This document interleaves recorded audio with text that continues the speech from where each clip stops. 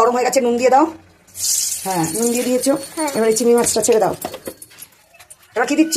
নুন দেওয়ার পরে চিংড়ি মাছ দাও। আমার ভালো লাগে। এই চিংড়ি মাছটা দেওয়া হয়ে গেছে। এটা একটু হালকা করে ভেজে তুলে নেবে, বেশি ভাজবে না।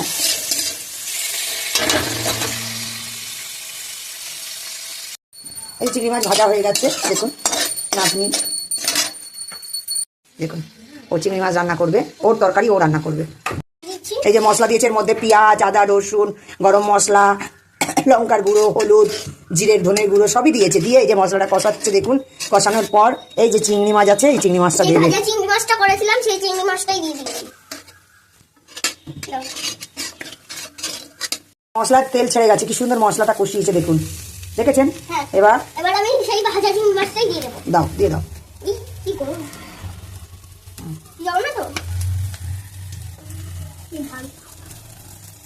হ্যাঁ, দিয়ে দিল চিংড়ি মাছটা, দেখুন। এবার না এটা দাও।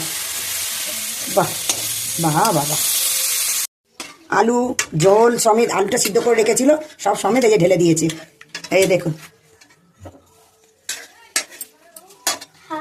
এই যে এটা আমি এখন নাড়াচাড়া করে যখন হয়ে যায়, যখন একটু জলটা আবার হবে না, তখন ওটা আর একটু দিয়ে দেবো। তখন একটু আমি ঝোলটা ফুটে গেলে আমি নামিয়ে দেবো।